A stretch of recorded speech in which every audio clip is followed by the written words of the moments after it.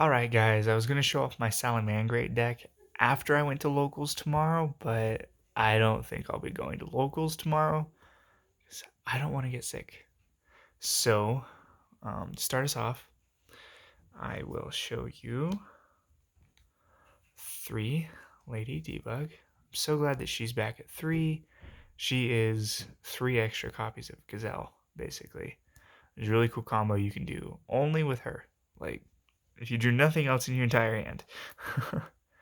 um, 3 Buffalo. As much as I hate running 6 normal summons, Buffalo is just another thing you can pitch off of Signet Mining. If you draw Buffalo late game, you can also use him to just draw you into more cards or to draw into more hand traps or traps, whatever. Then we play 2 Foxy. Play 2 because you're already running 6 other normal summons. This could technically be 8. You just don't want your hands to be really cloggy. Seeing multiples of him is really, really bad. And you're not making the rank 3s anymore. So, for that same reason, I cut down to 2 Spinny. Even though he's a really good discard off of Buffalo and off of Signet Mining, you just don't want to clog your hands. Like, for the last level 3 Salamangreat, I played the 1 Gazelle. It should be 3, maybe someday. Doubt it, but maybe someday. And then 2 Jack Jaguar. I play 2 because DD Crow sucks, Called by the Grave sucks, and I play Desires because like you need draw power. So you need 2 for him. Then 1 Falco, that's pretty standard. Now something I see some people play and not others is Foul. I really like Foul because it helps you turbo into your rank 4s. Like, I like to end on a rank 4 every turn I can, going first, and he just helps with that. And sometimes if you just draw like a Foxy and a Foul, well, that's a reincarnated Sunlight Wolf, so it's really pretty good. Then 1 Prohibit Snake, because my locals is slammed with Shaddoll and Shaddoll Invoked. This just helps you get over things like Winda, because like you can just normal your one of your Salamangreat monsters or link into Banelinks, whatever, for your 1 special summon, and then you go into battle phase, you drop Prohibit Snake like a hand trap, and you bounce whatever it was that you battled to their hand. So it's really good. You can search it off of Mining and off of Lady Debug, so no need to play more than 1, in my opinion, because 2 could get cloggy. And then, of course, repping that Salamangreat structure deck, we have 3 common Ash Blossoms. She is Best Girl, and the only hand trap I play. She's recurable, and like I would play others, but like DD Crow isn't that great up against all the back row decks I fight at locals. It's decent versus Shaddolls, but like you could totally play other things that could win you the game and not just, stall or something. And I don't like Effect Veiler because like it does nothing versus True Dracos or Altergeist or even the Shaddol. Unless you Veiler their Alistair and they have a really bad hand and they can't extend, like you could just be playing better options. But I digress. I got these, some of my birthday money. I picked them up before the reprint launched because I kind of expected a short print, and these were down to 25 a pop. So I figured I'd be smart to just pick them up in case there was short printed. Because if it is, then these would just skyrocket back up upwards of 30. And then I have 3 Desires. Now, I play 3 Desires, even though a lot of people might not agree with that, because it says draw 2, not play 2. That's what one of my friends always says. And that's right, maximum consistency. You play multiples of everything, except for the Gazelle and the Sanctuary, but you have ways, unless you just absolutely brick, to get those out of your deck before you activate desires, and this is to draw into your hand traps or your traps or just extra extenders for next turn.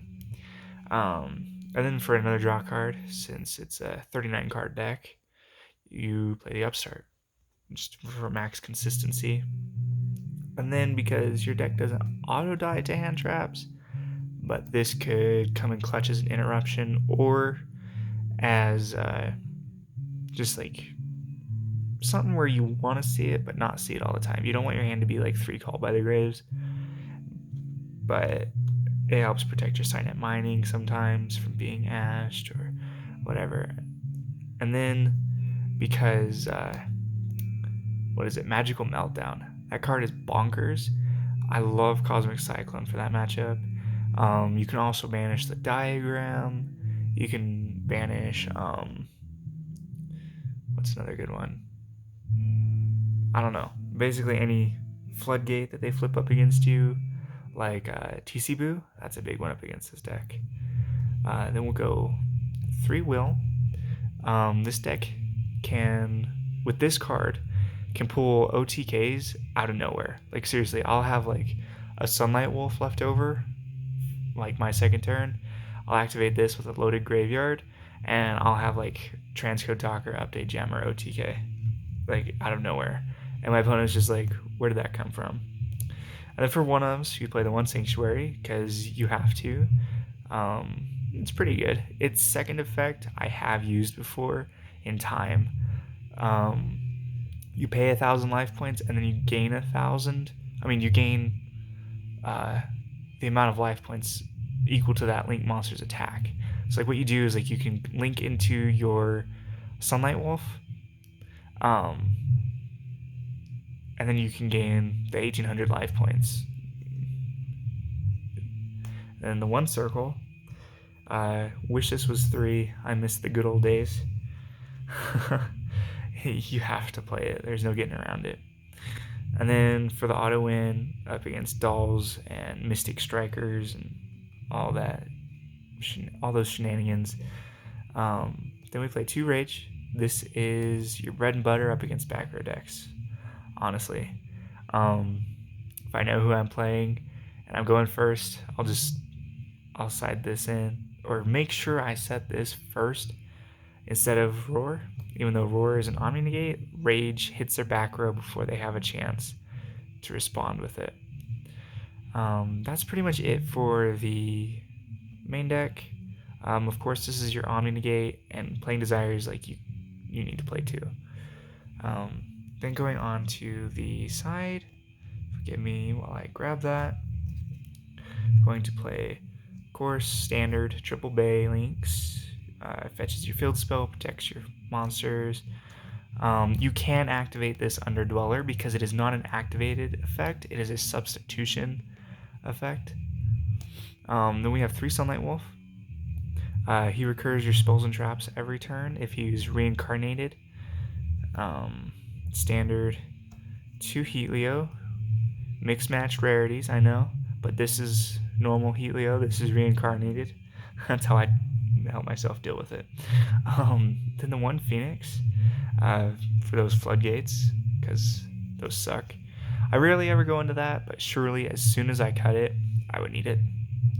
We have the 1 Update Jammer for the OTKs, and if your opponent Nibiru's you, or you Nibiru your opponent, you can OTK with just Foxy and a Will. I saw that combo, I can't remember everything, but it works, because you can make the token 0 attack. Then the Transcode Talker. Since we don't have Stalio, we can play this and not have to worry. You don't have to worry about trying to fit in the, what's it called? Violet Chimera. Even though I used to like him a lot. Then we have the Topologic Zeraboros.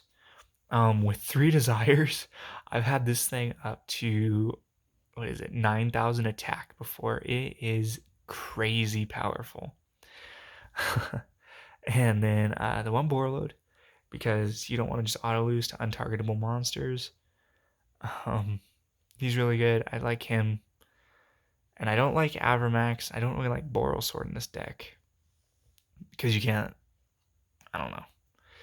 It's harder to get the update Jammer into Avramax because you can't use him whenever he's revived from the graveyard. And then the one Baguska, because my locals has been playing under Master Roll 5 since the beginning of the year.